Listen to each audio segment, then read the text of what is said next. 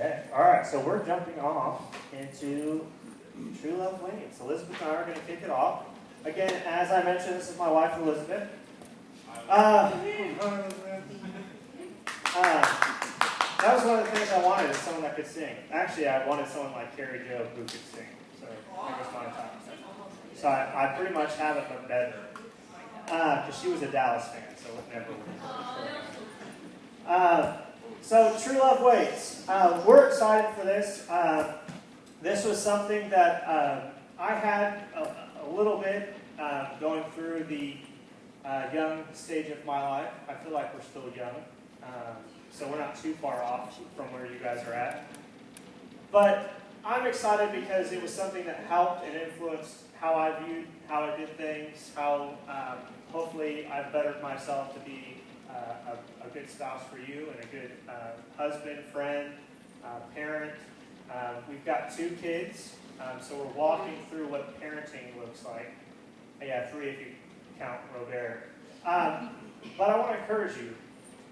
The enemy is going to fight against what we're doing here these next 6 weeks. The enemy will tell you that this is pointless, that you've done this before, that you've heard everything you need to. The enemy will tell you, you've got to figure it out. The enemy will tell you, hey, you're mature in what you're doing. There's no more. You've got what you need. The enemy will tell you, hey, you can't relate with us because we're older than you. Then the speakers to come, well, yeah, they're a little longer in the tooth than even Josh and Liz, and that's pointless. They don't understand where I'm even at. They can't relate. You can even think that, hey, this really doesn't. That's not really God. That's not really God's intent for this. So I'm starting with that, saying push back against it. The enemy's here to steal, kill, and destroy. And if this can bring life now in your walk, in your friendships, in your relationships, then he's after that. If it can help you and your future spouse, your future marriage, your future dating experiences, then he's going to push back against it. If it can help you from getting hurt in future relationships, then he's really going to come after it. So I'm asking, hey, put all notions aside. Clean slate. Try to grasp all you can in these next 6 weeks, because it's not like we're not just doing this to do it. Hey, it's Valentine's. Truthfully, we're trying not to do it on Valentine's, so it would be like, oh, they're doing this because it's Valentine's. It's not. This is just how the cookie crumbled. This is just how it worked out. For those that are like, dang, this stinks that you're doing it on Valentine's. Sorry. For those that are like, hoorah, it's on Valentine's. Well, you're welcome. You can thank God for that. Our goal is to be as raw and real with you as possible. And we started raw and real with you being, sarcastic, but also being open to have normal conversations, right? Job 12:12. So again, we're going to try to back everything scripturally. You can go to many places that call themselves a church, but a lot of it's opinionated. A lot of it is just what they think and what they value. And so we're going to try to back everything that we talk about scripturally speaking. So it's not just thus say that Josh and Elizabeth. Cool? So, there's wisdom to be gained here, is what I started out with. Push back against the enemy. Job 12:12. Is not wisdom found among the aged?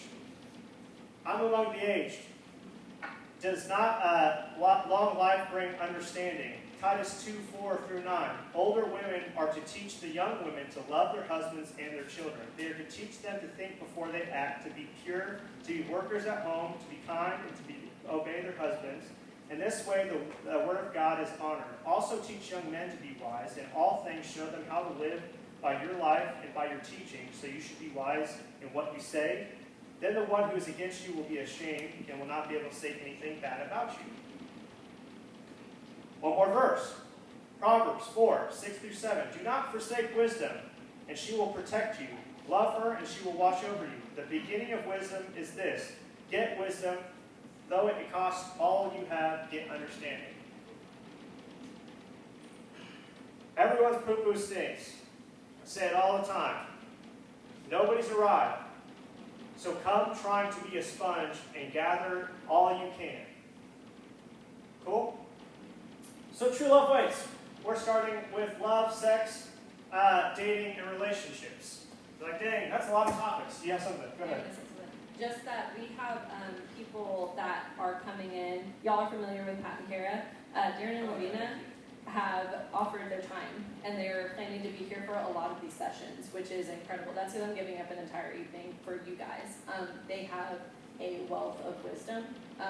They have knowledge, and they have a heart for y'all. So use them. They're here for that. If that's okay for me saying that. But Pat and Kara, the same thing as well. But we're here for you guys, and that's the reason that we're here. So he's speaking about like gain wisdom. Like we're trying to provide for y'all the wisdom, but y'all gotta get it. You know what I mean? You gotta go get it. So, but it's here. Yeah, and they when we first came to Real Life, well, I guess when they first opened, it's been 5 years now, something like that. They were a lead for the marriage community, I guess you'd call it. And we were getting married. So anyway, so session 1: love, sex, dating, and relationships. Seems like a lot. We're going to try to overview it because we have guest speakers, people coming in to talk, to share, to be raw, to be real. And we at least want to provide you guys with a covering before we enter in new people and new faces. Okay? Most of us, when we're looking at sex, marriage, dating, relationships, friendships, most of what we've heard, most of what we know is through friends, through TV, movies, songs, the internet, social media, what the world tells us. Some of you have grown up in church, and you're like, well, that's not necessarily me. I've been taught some. But sadly, the church hasn't gone into detail what God's Word says, what God's intent is. All they've been speaking is, don't have sex. Well, there's more to it than just don't have sex before marriage. Understand that there's purpose behind it. Our goal over these next 6 weeks is to bring the raw, to bring the real. Over these next 6 weeks, our prayer is that you are moved to a redefined understanding of what God has intended for sex, marriage, friendships, dating, relationships. For you guys to have a sense of urgency of what purity is overall. Most of the time when we talk about purity or think about purity, it's like, oh, again, don't have sex. There's more to purity than just abstaining from sex before marriage. And we're going to talk about that throughout these next 6 weeks. We hope this opportunity of True Love Waits provides healing, provide restoration. That it's not just, hey, let me know the do's and don'ts. No, there's a process behind who our God is. And if you've walked through something, if you've crossed lines, if hey, what we're about to go through from a biblical perspective isn't lining up with how you're living, well, that's okay. We're not here to shame you. We're here to walk with you. We're here to help you in your life. God doesn't give you anything or request anything that's not going to ultimately benefit you. And there's reasons behind a lot of what He intends and requests and really desires of us. So before we start, can I get everyone to raise their hand if you can hear me? Everyone raise your hand if you can hear me. Okay, can everyone just go like, ah! Perfect. Okay, now to get it all out, because there's going to be a lot of sex talk, can everyone just say sex real loud? Sex! All right, one more time. Sex! Sex! All right, 1, 2, 3, sex! Brayden, can you stand up real quick? No. Brayden feels so uncomfortable right now. Brayden, can you stand up real quick? And can we just hear sex real loud? Sex. There you go. Thank you. So hey, let's get comfortable with it. Yeah, All right? We're comfortable with it.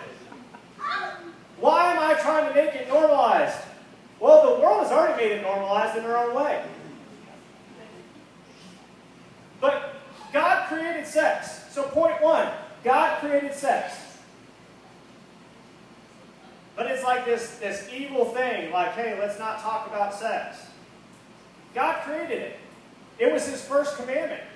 Let's go, Genesis 1, verse 28. Then God blessed them and said, be fruitful and multiply. Fill the earth and govern it. Reign over the fish of the sea, the birds in the sky, and all the animals that scurry along the road. The ground. Be fruitful and multiply. Doesn't mean let's plant a bunch of trees. Let's get some berries growing. Let's get some fruit trees, some veggies. No, He was talking about sex. So his first commandment to men and women, aka Adam and Eve, was be fruitful and multiply. Have a lot of sex and let's fill this earth. I love the smiles. It's like, oh, he said have a lot of sex.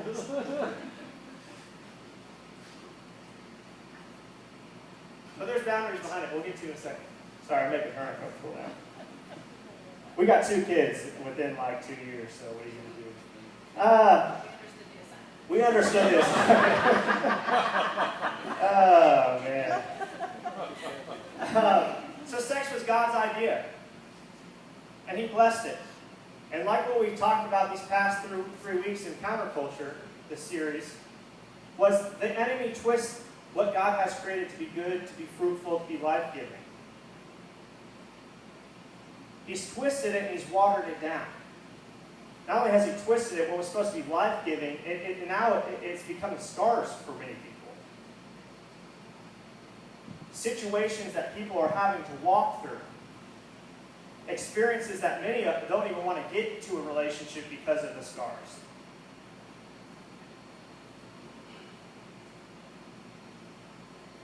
When it's God's timing, when it's right, it's the most pleasurable, amazing thing that produces so much life. Why? Because anything God makes, he makes it to be an enjoyable and great blessing.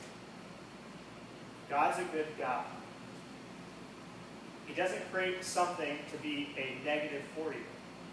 That's not his characteristic. It's not who he is. It's not what he does. But we have an enemy, as I spoke earlier, that's here to kill, steal, and destroy. And we're here to shed a little light on God's truth and shed a little light on the enemy's ways of doing things. Mark 10, 6 through 9. Would you like to share anything? Why did you bring that face? It's that everyone alive. I did. Why? I'm being immature. Mark 6 through 9. That was my wife making an inappropriate joke with her face. That was not me, and I'm the guy.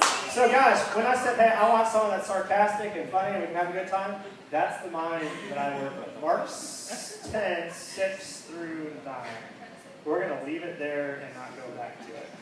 Mark 10, I'm flustered. Man, my wife is inappropriate.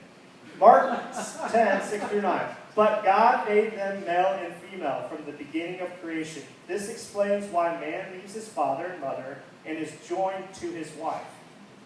Joined to his wife. Joined to his wife. And 2 are united into one. 2 are united into one. Joined and united into one. Since they are no longer 2, but 1, let no one split apart what God has joined together. Let no one split apart what God has joined together. Hear our heart in this. This is not to shame. This is to bring light to how the enemy is working. I'm not here to condemn. Elizabeth's not here to condemn. We did not do everything perfect. And that's okay. Because God gave us Jesus to cover us with his grace. So join. Join, when you really get to the nitty-gritty, the Hebrew and Greek and all that, it's a threefold word. So join. Physically, again, through sex. So physically join. So join, when he's talking about join, it's not, oh, they moved in together. No, it's joined physically through sex. The second is joined emotionally. The third is joined spiritually. And I want to point out what it says at the end. Let no one split apart what God has joined together. It was intended to be once with one person. There's so much power behind letting one be joined together. And the beauty is, it's okay if that's not the case for you. God's a God of restoration.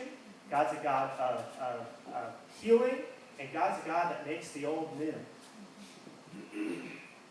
And it's not going to matter. If you're walking with God and you've claimed that restoration over your life, it's okay. We take each step at a time. again, I'm reiterating because this isn't a shame. This is just bringing life. This is, hey, this is what God's intended. Sex is created by God, and we're just walking through sex being created by God. I do think I want to say something. Yes. I'm just thinking about just the joining together and all of that.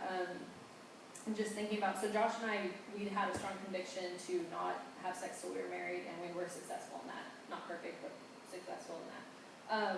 And I remember just when it happened, even before it happened, we were able to look at each other, and there's just such a sense of camaraderie between us because me and my teammate made it to the finish line and we were successful. And so entering into marriage, already having a success between us was a great way to start marriage because we already had this a win under our belt. And I'm not saying that from because statistics show most people in this room are having sex, let's just be honest. But that doesn't mean that you can't make that victory still. It doesn't mean that that's out of the cards. If you find someone and that is something that you guys decide, I just want to encourage y'all that victory at the end is just, it's not even about the sex, it's just like we as a team are stepping into marriage already winning.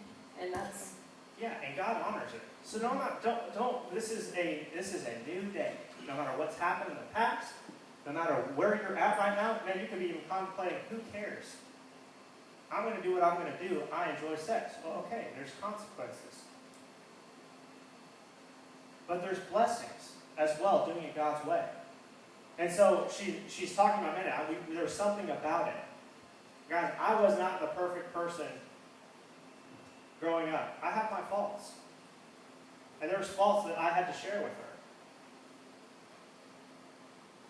But, man, the joy, the fulfillment that came with, like you said, getting that win under our belt, God honors that. You're striving to do it His way. You don't think that there's blessings that come along with that? There is. Okay. We don't think about sex in such a deep connection way. We don't think about sex as a deep joined bond that's not supposed to be broken. We think about it just as an act, as a hookup, a thing, a desire, a way to get deeper for both sides. Sorry, but our generation right now, I'm including myself with you guys, our generation right now, we have a hard time going deeper. We really do. And I'm not going to lie, I struggle with it sometimes too. We have a hard time going deeper in conversations. We have a hard time going deeper emotionally, spiritually. That the next step is, well, we hit a wall, like, hey, we're kind of fun, and the small talk's gone. So where the next step is, well, let's just have sex and see how deep it can go. Maybe something more will come from it. But understand that it's a joined as one. It's a deeper bond than what we're allowing ourselves to believe. But that's what the enemy has watered down. That's what the world has watered down. It's more than just that. I think I'm going to switch this real quick because it is such a real conversation. Sadly, many of us are being robbed by this idea of sex outside of marriage, and it's not a big deal. Sometimes it's not even our choice. And I want you guys to understand that we know that. But that's why we're talking about God being a restorer, a healer, and that He's a God of redemption. So this, again, it's not condemnation. I'm just going to continue to reiterate that because I don't want the enemy to grab a foothold. Okay? So, what has the world done? It's watered it down. So we got a little example real quick. Do you mind grabbing? Actually, I'll grab it. I'll grab it. You got it. We got a cake. This pretty cake that my wife made. it's beautiful. And it says, "True love waits." I'm going to ask everyone to participate. Man, we didn't. Pat, we got napkins and stuff back there, our paper towels. If I can have everyone just real quickly, just grab a little piece. Just a little piece. A little piece. With your hands. Just a little piece. Just a little pinch. Look at that. Look at that. Here, I'm It gonna could be a place ton some of of the frosting. pizzas because I want them to hold it for a little You're while. not required to eat it. I'm gonna Okay, look at that. Man, this plate that you put it on is really heavy. I know. Okay, little piece. I mean, it is a thick cake. No, you can eat it. Man, Brady got a big piece of that cake. Oh, oh, Mimi got a big piece of that cake too. Mama, take care in front of the camera.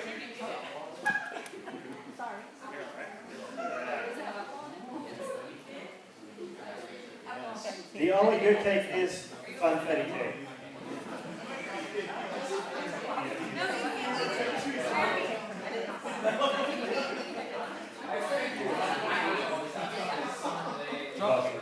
Oh, sorry, Jason, you're back there. He's been waiting for this.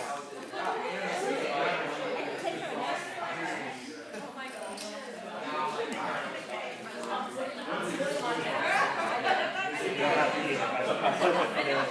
A little piece.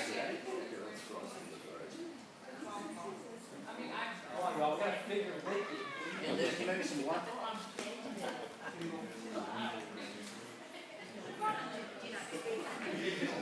Hey, Liz, you can bring it down. We're good.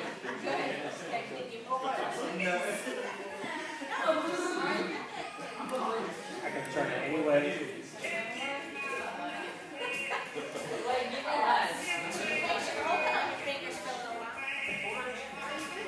Well, hey, you know.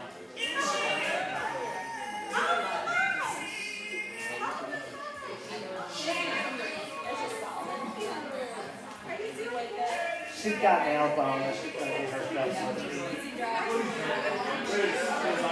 Get it. Take whatever you want, man. We're almost done. Yeah, you can take whatever you want. I was expecting big things from you.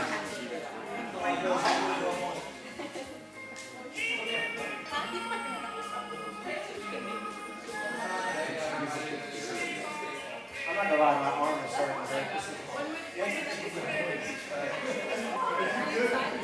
Hey, do not get these on the new seats. Robert.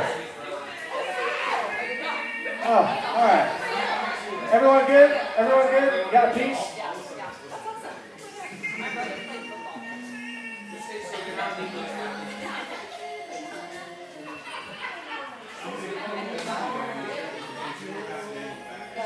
Okay. We're gonna get everyone a little napkin. Everyone good? No one's upset with me? Does anybody want a little extra? I got a whole other side. It's Valentine's Day. I'm just trying to love on you guys. Great. Please do not get these on the new seats. Please do not get these on the new seats. I will not post this on our YouTube channel if we get this on our seats. All right. Anybody else want like another piece? Okay.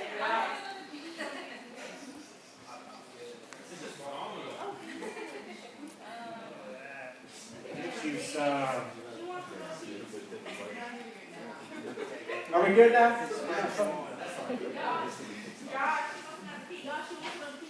Amari, you don't want a piece? All right. No, no. All right. So why do we do that? Not just because it's Valentine's.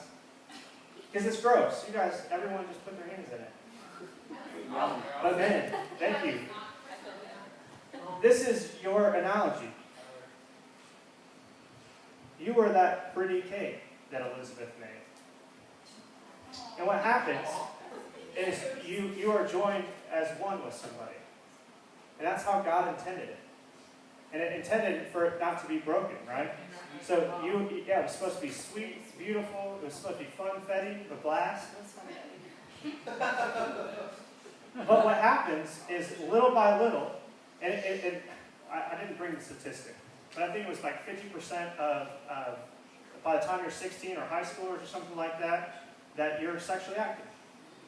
50%. So half of the room, you guys are sleeping around. The other half, you might not know yet, but it's, you're going to be pressured to do it at some point in time. But what happens, and what the enemy doesn't want you to know, is that you are joined together with somebody else. So every time you sleep with another person, a part of you is stuck with that person. So the more and more that you make that covenant with someone that you're not married to, this becomes more and more of you. And sometimes it's ugly. I used ugly because I have kids. I say that all the time, really. Sometimes it's nasty. Sometimes it's not a fun experience. Sometimes sometimes there's brokenness that comes from it.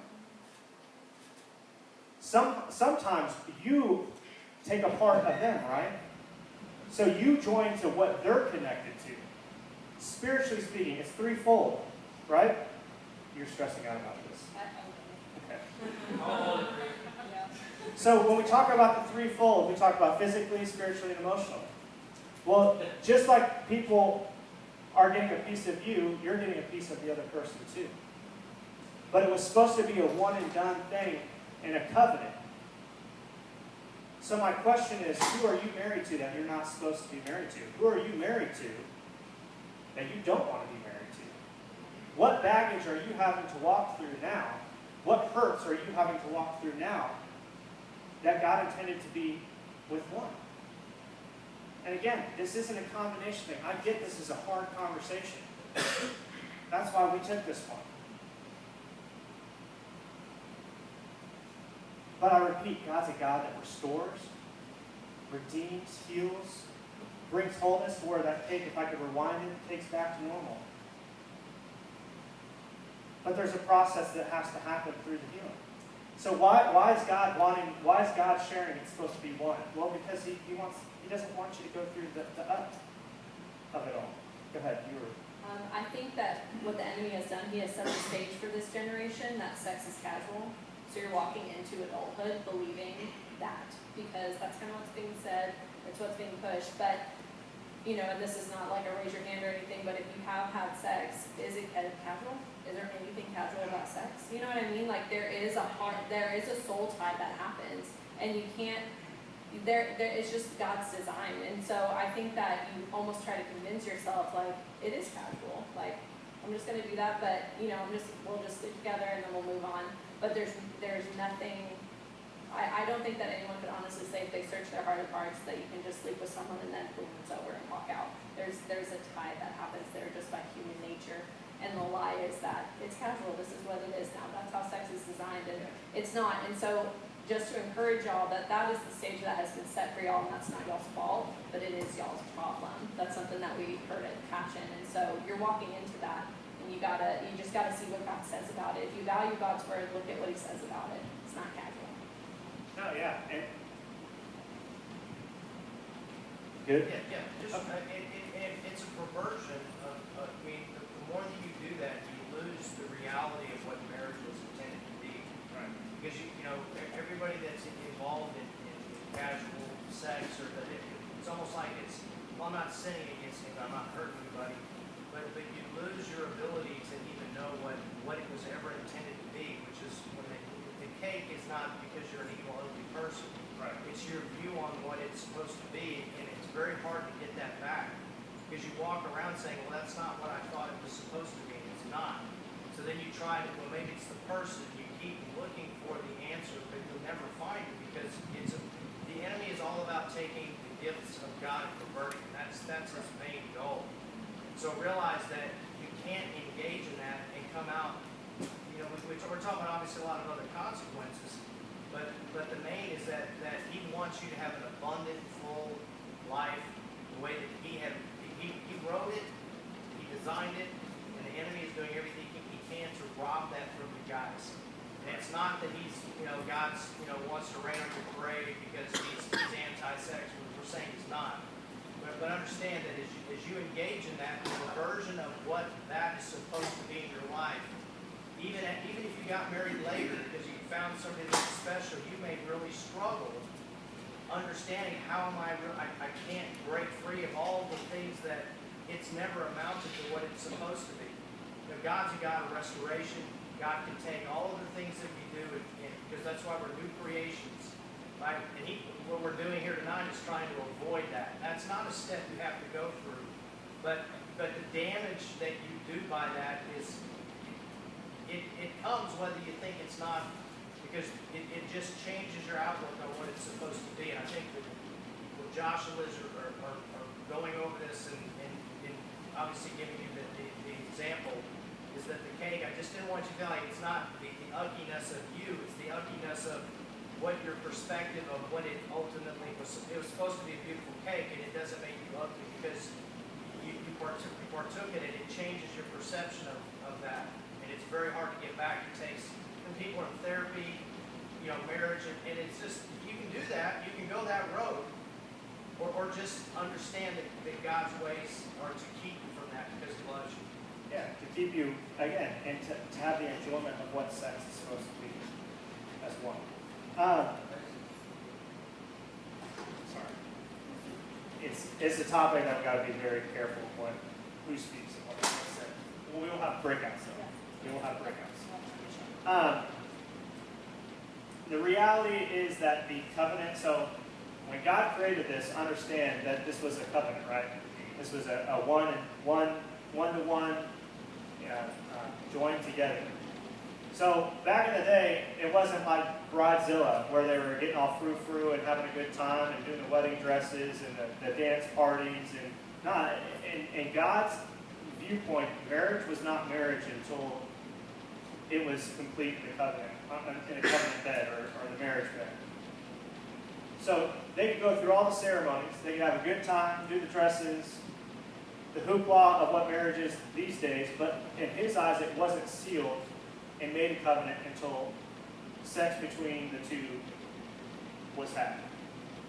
That's how strong it was, the bond. It's what completes marriage in God's eyes. Okay? Michael Todd, a great speaker, he shares that God's plan to every person is to have one God with one man and one woman, one marriage, one sex partner, one flesh, one lifetime, one picture. Okay? As I mentioned, for some, that one person was taken, not by choice. For some, that one person has come to God. But our God is a healer. He's a provider. He restores. He makes things new. And His grace is thorough and goes through and through. Okay? So many in here desire marriage, but if we get down from our little pedestal of feeling like we haven't figured out, if we get down from our little pedestal of we think we are where we're supposed to be, and this is, again, I'm not coming at anybody, this is what I've walked through personally, feeling like I was the end-all be-all, going to be a great husband and didn't really need to work on myself. No, everyone's poo-poo stinks. So let's get off of our pedestal and understand and reflect. And maybe we're not at a place to become one with someone emotionally. Maybe we're not at a place to become one with someone spiritually. That we really can't be sympathetic. We can't really adjust who we are and what we're doing. But we feel like we're ready for marriage. Maybe we're not willing to die to our flesh, die to our desires of what we want. Whether it's pornography, whether it's outings with the guys, outings with the girls, whether it's past relationships, we can't die to ourselves. It's what we want. If we get off our pedestal and self-reflect in a real way, maybe we have not put in the work to gain selflessness and self-control. I'm telling you, marriage does not last if we're not adding those things to our repertoire of who we are before we even get married. Maybe we've not maybe we have a warped understanding of what the marriage is and what marriage looks like. Maybe we have not become the person that the person we desire, would desire, want, need for God's covering. So a lot of times, like, man, I just want to be married. I was of that boat. You can ask my mother. I started saving a ring at 13.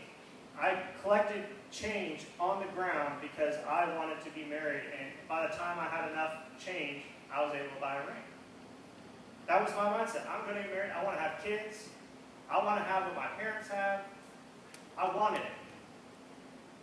I wanted to do ministry with someone. Even at 13, that was my heart. Man, I want to change the world with my wife. And guess what? It took a long time to get to where I married my wife. We were 28. So I'm asking, hey, are you becoming the person that one person that you desire wants? Or do you have these crazy out there ideas of what your marriage is supposed to look like, or what the other person is supposed to look like, that there's no grace, that there's no selflessness, there's no love and compassion, there's no support, there's no dying to self? But we have to understand that that's how a marriage works. You want it to last, you want the right partner, well, become what that partner would want. And I'm going to be frank with you guys. I didn't do things perfect. And this isn't to toot my own horn, and hear me out, but there was a lot of girls, because I was involved in church and ministry. I've always wanted to be a love for people. I wanted always to be a voice for people to know who God is. And that's just that's just what I enjoy. It's my passion. It's what I love. And I can tell you that there was a ton of girls that would want to date me. I know this isn't a toot my horn. I'm being very frank with you, and I would never ever even think about dating them. Why? Because they were not where they needed to be for what I wanted in a future spouse. And I know it's a hard truth. Wow, you're a douche. Well, I don't want to be strapped to someone that's not where they need to be for where I feel God's taking me. Yeah, equally yoked. Because guess what? If I'm wanting to do this calling or this desire and passion that God's given me, well, guess what? If my spouse doesn't have a similar heart and a similar desire to go after God and to be used by God, then man, what a miserable marriage that would be. She would hate you guys. She would hate the time that I spent with you guys. She would hate the time that we spend together. But we want to feel like we've arrived and we can just, let's get married now. Well, you probably aren't even where you need to be. You would be a distaste for somebody that you're wanting to be with. And I'm not meaning it to be rude, it's just to self-reflect. Because guess what? What time is it? I need to keep track of time. 8:14. We got plenty of time. Sit back and buckle up. Here we go. If I would have, we've known each other for a long time. We went to high school together. If the Lord would have flipped the switch sooner than what He did for both of us to realize what was there, we would have despised each other. I would have not been able to stand her, and she would not have been able to stand me. I would not have been able to work on my communication, to control my anger, to speak in a more softer tone, to be more sympathetic, to be more caring, because I didn't. At one point in time, my parents sat me down and said, hey, you need to relax. This is what you're wanting. This is what you're wanting to portray as a believer, and you're an a-hole. Wake-up call. So where are you at? Are you the person that the person you're desiring and dreaming of would even want? Do you have anything you want to say? Okay. I'm going to try to hurry up. We're going to get off the sex thing here in a second. Sex is like a fire. And in a fireplace, it's fantastic. On a stove, it's great. Air conditioning, fantastic. I love the heat coming on when it's cold outside. But you see the fires in Oregon and California. If it's not done in a contained way, it spreads. It's an uncontrolled passion, flesh desire that was intended for good that we just can't handle. And it's God created. That's why it's so powerful. That's why if it's not done correctly, man, it can wreak havoc. We can flip through Instagram. We can flip through TikTok. We can do Snapchat. Whatever it is, the sex is right in front of us. it's so normalized, it's so watered down. It's just what we do with who we are. It's just a part of life. Don't judge me, it's just what we do. Hey Josh, you don't understand, you're older. Like, this is just my generation. Well, as a believer, we're supposed to be a part of what's the scripture? Don't conform to the patterns of the world. We're supposed to be different. So I don't care what generation you come from, if that's what the world's pushing and desiring, well then maybe a red flag should go up that you should be doing the opposite. The enemy's twisting and perverting what God created to be good, life-giving, and to add your life and to have a full life with your partner. Instead, it's an action, it's an experience, it's a way we express ourselves, it's a way to go deeper physically, emotionally with somebody else. It's what we do because we really don't feel there's a genuine connection, but would prefer not to be seen.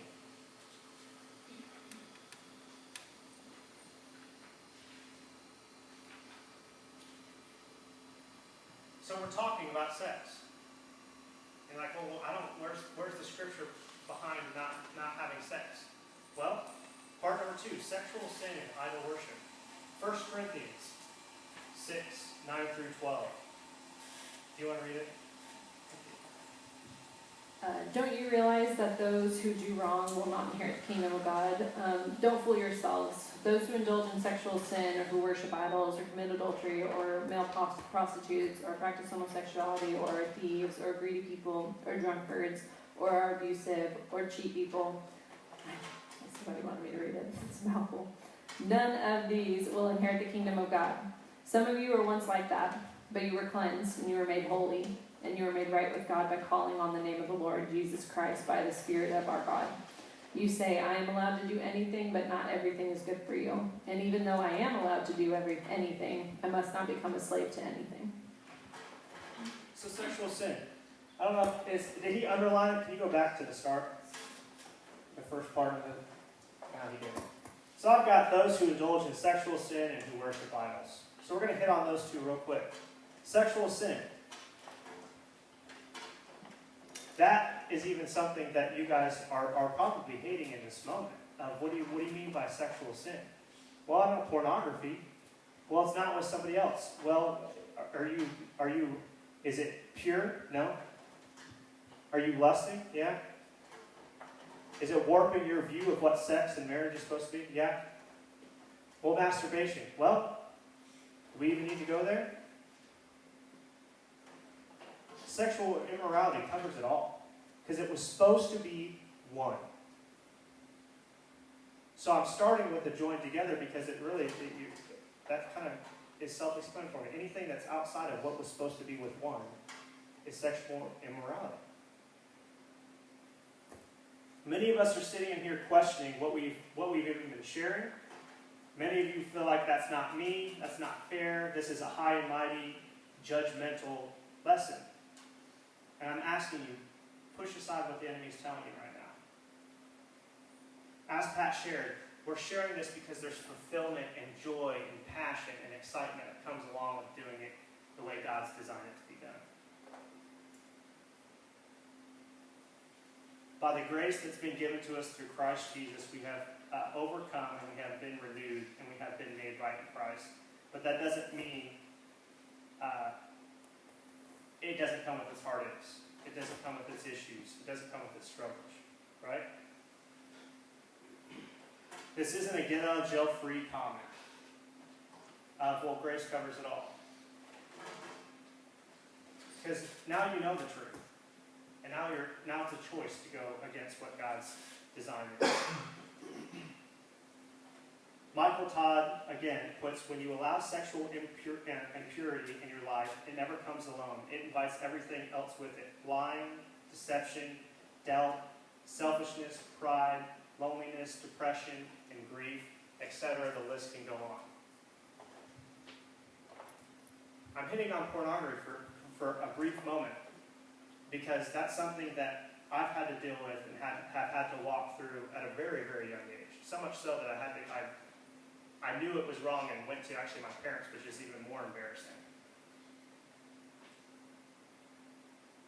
But what's crazy is when I found myself as I've grown through the years, anytime that I was stepping into some form of sexual immorality, I was irritated, I was angry, easily angered, I was rude, I was depressed, and I felt like life was pointless. And there's a reason why the enemy wants you to be involved in it, because everything comes along with it. Sadly, we go through life walking the line of what's good, what's not good, what's sin, what's not sin, instead of really, ultimately speaking, the devil owns the fence. So hey, we're walking on the fence, hey, this is the sin area, this is the God area, I'm just going to stay right on the fence. Well, he owns the fence. Thank you all. Are we striving for oneness with Christ in our daily walk? Because this is where true purity comes from. He helps us overcome ourselves. He helps us overcome our past. He renews our mind. He gives us motive, right motive. He gives us joy. He protects us. He gives us life. He gives us life to the fullest. So then what's idol worship have to do with love, sex, dating, marriage, and relationships? Well, I'm going to let Liz take lead on that. Okay. It's her turn. I'm done, guys. My turn. Yeah, you guys are falling asleep. We're going to change it up on you now. No. Okay, so idol worship. So basically we've kind of covered like sexual sin. People are kind of, you might be walking in sexual sin. Let's say that you're an individual that you're like, I'm not having sex. I'm going for gold, like all that stuff. Now we start walking into idol worship. So idol worship, I think honestly, idol worship is something that we need to be in heart check. I mean, at any season, any point of our life, because anything can be an idol. If it's distracting you from your view of God, it is an idol. Some of us might feel that we are mature in our walk right now, mature in what we're striving for, but we're not realizing that we might be falling into idol worship. I'm saying this from a place of I absolutely fell in that area. I had dreams and ambitions and what I wanted and all these things, which is normal to an extent, but what is your heart posture? And that is what we have to examine. I can relate to the women because I am a woman. Men, I don't know if y'all struggle with this as much. I know there is a desire for marriage within men. I don't know if y'all have interest boards dedicated to these things, might not. But if you do, that's a good thing to examine. So what is an idol? An idol is whenever you look at something and say in your heart of hearts, if I have that, then I will feel like my life finally has meaning. And then I'll know that I have value. And then I will feel significant and I will feel secure. And an idol can be your marriage and everything that it entails, or even the idea of marriage. It can be anything or anyone that detours your focus from God himself, or that causes you to deviate from the purposes that God has planned for you. We are created for relationship. So it is not abnormal to want to be married, just to put that out there, just to throw that out there. And don't condemn yourself, or don't put yourself in a box where you're like, I'm an idol worshiper, that's what I am. Because that's not what I'm saying. But if your heart posture is that you get more excited about marriage than you do about what God's currently doing in your life, that needs to be addressed and that needs to be talked about, because that's an issue, y'all. It's something that it is just so easy to do if it's distracting you. I mean, look at social media, look at, there's so many things that they can fall under like the title of idol. But absolutely marriage can as well. The desire for marriage can be an idol, absolutely. And if you don't get on top of that, okay, now you're moving into marriage. Now your actual marriage has become your idol. Great. Now we're struggling there. That's going to bring something into the marriage as well. Now you have children. Now your children are your idol. It's a slippery slope, and it's something worth addressing before you even have met the person that the Lord might have for you. Many of us need to check ourselves in this thought of marriage. Many of us need to self-reflect and see the thing that called marriage, see if the thing that is called marriage has become our idol. For many, we are striving for marriage so badly and trying to force relationships that we, without realizing that we are trying to play God and we are trying to force God's hand. For many, we are using what was supposed to be Christ-centered meetings to play matchmaker for yourself.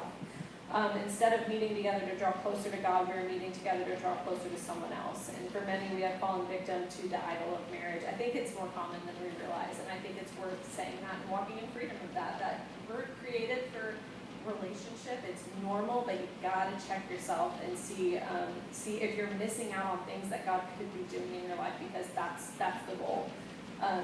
I, And it's not like you can't make it happen. You know, I'm not saying don't gather together with other believers, because you could make it happen. It's just, what is your heart posture about, hey, I'm going to this to draw closer to the Lord, or am I going to this for the possibility of meeting someone? And I think that's where we get this slippery slope.